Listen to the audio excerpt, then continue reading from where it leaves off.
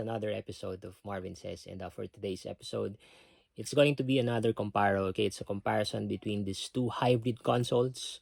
So hybrid consoles, you might have an idea as to what these two are. All right, so without further ado, let's start the ball rolling.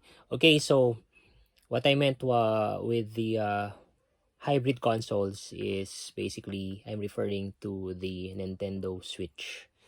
Okay, so the comparison that I'll be making for today's episode is going to be the OG Switch. Okay, that's the Nintendo Switch version 1 against the little brother Nintendo Switch Lite. Alright, so first and foremost, let's talk about the box. For the OG Switch, ito yung box niyan. Okay, so this is the version 1. Okay, and this was released 2017. Okay, with the Nintendo Switch Lite, I have the Pokemon Nintendo Switch Lite edition. Okay, this is actually for collectors, and this is the box. Right, so again, Switch Lite. Okay, so for the Switch Lite, I think this was released 2018, late 2018 or early 2019. So you might, you can correct me if I'm wrong with those years, but sa tingin ko this was released 2018, late 2018 for the Switch Lite. Okay, so yun yung boxes ng dalawa. Now we're gonna go with the comparison. Okay, so I'm gonna show you the OG Switch version 1. Ito siya. Okay, this is the version 1, and this is the Switch Lite. Okay, the Pokemon edition Switch Lite. And number 2, makikita nyo agad yung comparison regarding the screen size. The Switch Lite's screen is 5.5 inches, and it's an LCD screen. Okay, 5.5 inches. And for the Switch OG or the version 1 Switch, okay, yung screen, it's a 6.2 inches screen with an LCD screen. Okay, I think this has an IPS LCD. Okay, so with the Switch Lite, most probably it also has an IPS LCD screen.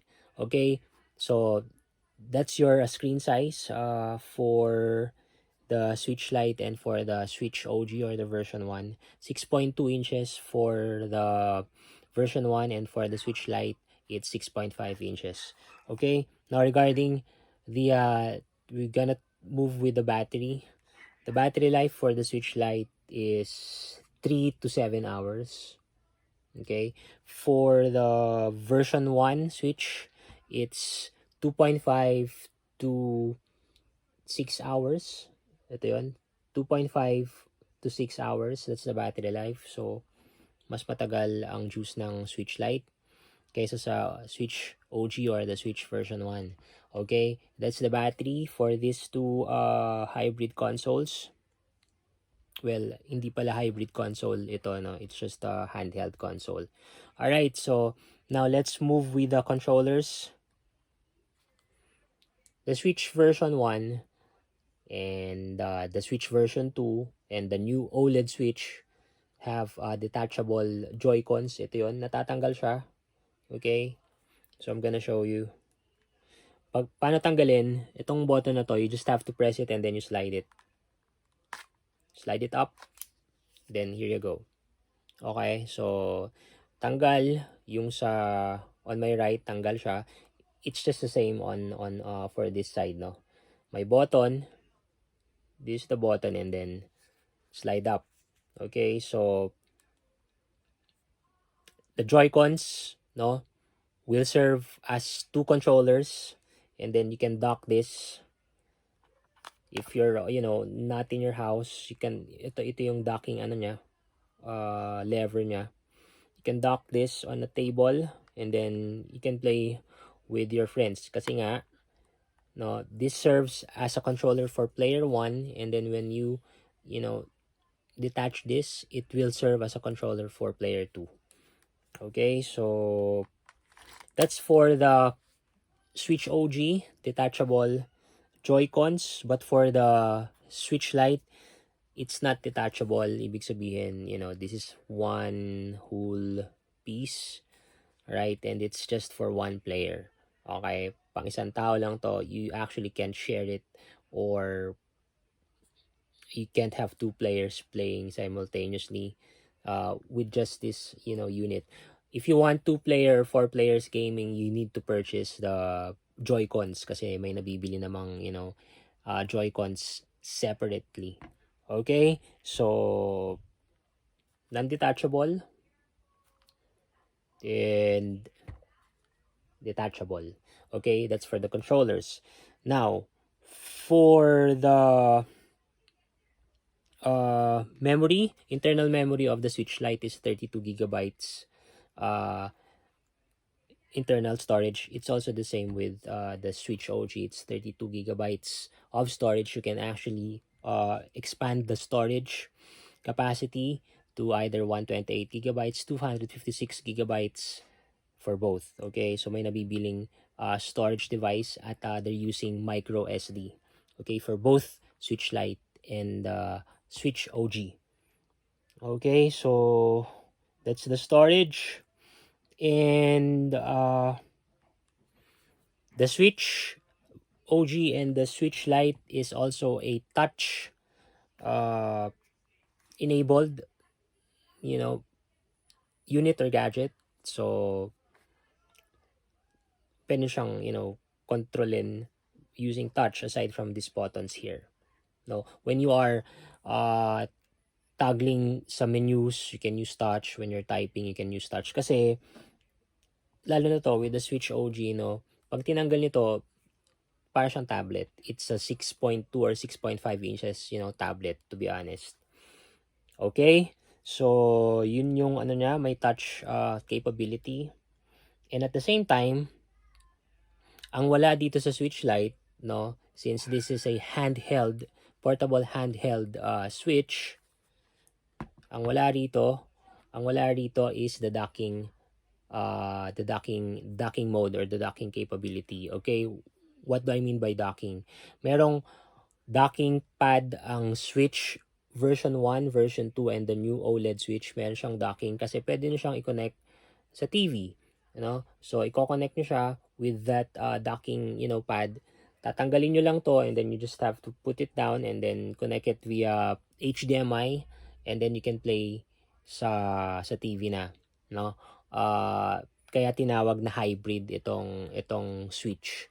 Kasi you can play on a tabletop mode using this 2 Joy-Cons. It will serve as 2 controllers. And if you want, a bigger gaming on a bigger screen, then you can use your TV, you can use the Switch dock. Okay, yun yung idadock nyo. Okay? But for this one, it's just, again, purely handheld. Okay? So, my final thoughts about this one, obviously, the price of this two, okay, ang brand new price nito, the Switch Lite Pokemon Edition, I think it retails for about 10,500 to 11,000. That's brand new, no, for this one, Switch Lite Pokemon Edition. But with the version 1, OG Nintendo Switch, if you're getting this brand new, you can get it for nasa 12,000 yata. 12,000 to 13,000 ang brand new nito. And wala sa Comparo natin yung sumunod sa kanya, which is the version 2 Switch. Ang pinagkaiba lang nun is the battery life. Yun lang yun. Everything else remains the same. Okay? So, and then may bago ngayon, the Switch OLED. I'm planning to get the Switch OLED. Nililigawan ko pa yung boss ko. If I plan to get the Switch OLED, I will be selling this one. Okay? And if I'll be getting the Switch OLED.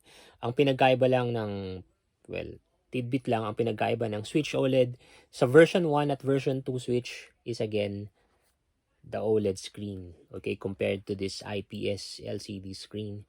And at the same time, mas malaki ang screen size ng Switch OLED. Okay, so tidbits lang yun. Alright, so final recommendation, if you're always on the go, no, and you don't care about, two-player gaming and budget-wise, I suggest you pick one of these Switch Lite, okay? My suggestion, get this one. Mas maganda to kasi this is for collectors. This is the Pokemon Edition Switch Lite. No, compared to the generic colors or the plain colors of Switch Lite. If you have the cash, no. But if not, you can just opt for the regular, colors like black, yellow, blue ng Switch Lite. Okay? That's again if you are always on the go, no. Mas madali siyang bitbitin, no, mas madaling ilagay sa bulsa kasi nga mas maliit siya kumpara sa Switch version 1. Okay, but eto na. The Switch OG or the version 1 and it goes with version 2. If basically multiplayer is your game, you get this one. Okay, kasi you have two controllers kaagad, no? So, and this one you can play tabletop, no? Portability wise, it's not that portable kasi malaki siya, malapad. Alright, but the thing is, you can purchase, a carrying pouch for this. And if you have friends, you can play this outside in the park. Masaya tong laruin. Ito. So, portability, go with the Switch Lite. But for multiplayer gaming, you go with this one. Okay? If you're at home, then, you can just use the Switch dock and then you play on your TV. Okay? The output pala of these two is 720p, no, 720p on a handheld mode, but the maximum resolution if you're docking this Nintendo Switch version 1 or the OG Switch is 1080p. Okay, it's also the same with those two, version 2 and OLED. Pag dinak nyo sa TV yan, pinaka-optimal niyan is 1080p lang. Wala pang 4K sa mga Switch, no? Baka yun ang susunod nila, 4K and bump sa mga chips. Okay, but currently ang meron ngayon is the Switch version 1, which I have. Switch version 2, ang pinagkaiba is just the battery life. And the new OLED Switch pinagkaiba is the OLED screen. Alright, so again, ano mas sulit for me? Mas sulit to. Okay, kasi pwede kang maglaro up to 4 players. If you are to play with, maximum 4 players, you have to purchase a separate Joy-Con. Ang Joy-Con, it will give you 2 Joy-Cons plus this, these 2 Joy-Cons over here. Then, makakapaglaro na kayo ng mga kaibigan mo or nyo. 4 kayo. But, kung dalawa lang, okay na to. Okay?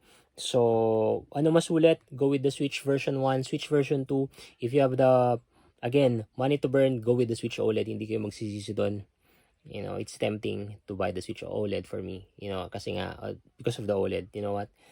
Pag nakaranas na kayo ng OLED screen, you don't want to go back with any other screens anymore. Okay, so that's my final, recommendation. Go with the Switch OG. Mas mura, no? And mas maraming makakalaro. Okay? And it's a hybrid console. Ibig sabihin, you can dock it on a TV and play on your big screen. If not, you can carry this, play outside with your friends on a tabletop or just lapag mo lang sa any flat surface. Parks, if you are in, in the park, you can play kahit saan kasi you can actually use this, stand this, using this and play and game. Alright, so dito na nagtatapos ang Comparo natin. Sa mga subscribers ko, maraming salamat. Can like, dislike, comment. I would appreciate. Okay, so ingat po tayong lahat. Till next time, guys.